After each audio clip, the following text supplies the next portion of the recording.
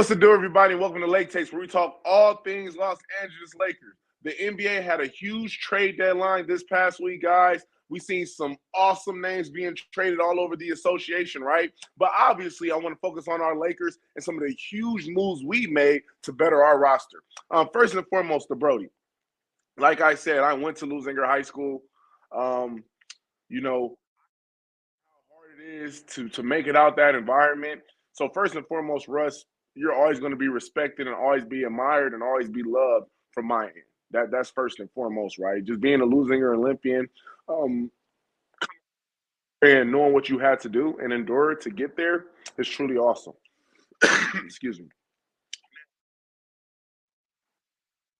Effort, and you did sacrifice.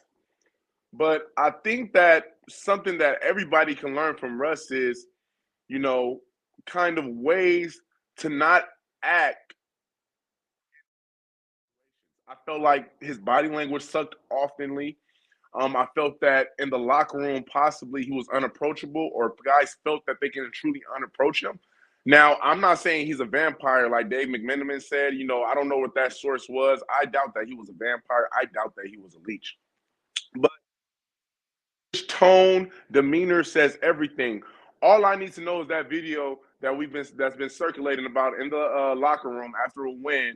Bron and Darvin Ham saying, "Let's get greedy," and all of a sudden Russ said, "Let's have fun." Right? That right there tells you that Bron, Ham, Russ was never on the same page. And I ultimately think that trade was just better for both parties, right? I hope that Russ get bought out, obviously, from Utah and hopefully go to a Clippers or, go to a Miami Heat, right? Go to a contender so he can keep trying to pursue that NBA title that's been eluded him so far in his career. Um, in return for BRODIE, guys, we got a haul, right? We got D'Angelo Russell. He's coming back right after the Nick Young situation. And honestly, prior to that Nick Young situation, he was kind of flourishing, kind of immature, right? Kind of immature, right? But ultimately, right, I felt like he has grown over the past couple years. And he is somebody I am absolutely excited to see play. He's an ISO player. He can get his bucket one-on-one. And also, he can catch and shoot. And I think that's just awesome. 39% from the three, right? And I think that is crucial, right? Nobody on the Lakers was shooting in the high 30s, right? So that's awesome to have a 39% shooter. We also got another sniper in Malik Beasley, right? Averaging 13 points a game, around 3 rebounds, 2 assists, and he's shooting 36% from the three, right? All in all, I believe that D'Angelo Russell and Malik Beasley takes about 16 threes a game, and they're hitting it about a 40-45% arc. That is awesome. Of guys coming to play with us and playing with LeBron and all of a sudden can't even shoot. So I'm hoping they can still keep that kind of momentum they had in Minnesota and keep it with us. We also got a great defender, a great energy guy in Jared Vanderbilt. Man, I think that he's somebody that's going to ignite us defensively, somebody that can kind of get after it at the 4 or the 5 spot, right? And even probably take on a couple big wings. I like the size we have now, from Rui to Bron to Mo Bamba to AD, right? Even to Jared Vanderbilt now, and even to Malik Beasley in a certain sense, right? We just got more size, and I think that's going to help us in the long run.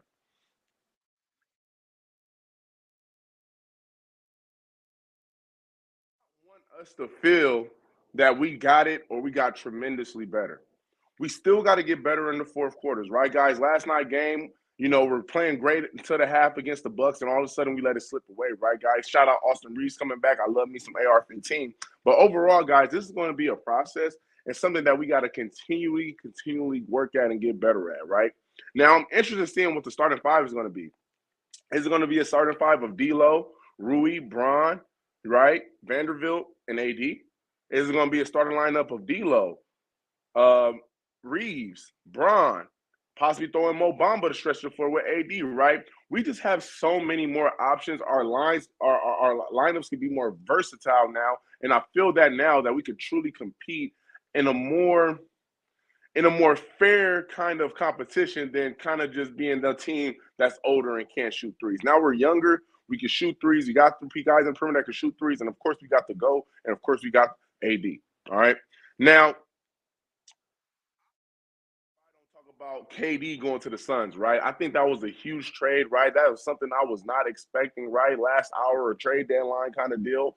The Sun sends Brooklyn 4 first-round picks. They send them Mikal Bridges, somebody that is awesome defender, awesome two-way player. They also got Cam Johnson, a sniper and a defensive player too. So a lot of people saying the Nets, got worse. Obviously they did, but man, they got some great assets and 2 great young players, man. I really like Mikal Bridges, man. I think Mikal Bridges is kind of like on a Jaylen Brown arc, right? Start off as a shooter, a defender, but he has a bag. His mid-range is good. He can get to the basket, right? And he's long, athletic, and he competes his butt off, right? And he's available. Available is always the best ability, right, guys? KD now with the Suns, right? That makes him dangerous, right? You're probably going to have a starting lineup of Kevin Durant, Chris Paul, Devin Booker. You have DeAndre Ayton, and who knows? You could throw me, you could throw the plumber, you could throw the janitor at the 4. It don't even matter, right? Them guys are going to be nice. Their depth took a huge hit, though, right? When you lose a guy like Mikal Bridges and Cam Johnson, now obviously lost Jay Crowder as well, but Jay Crowder haven't been playing with y'all for a minute. But you lose Jay Crowder as well. Those are 3 big-time defenders, 3 guys that can stretch the floor, shoot some threes, right? You still got Torrey Craig. I believe that you're going to give Will Barton, right? He just got bought out from the Wizards, so I'm hearing that he may be going to the Suns.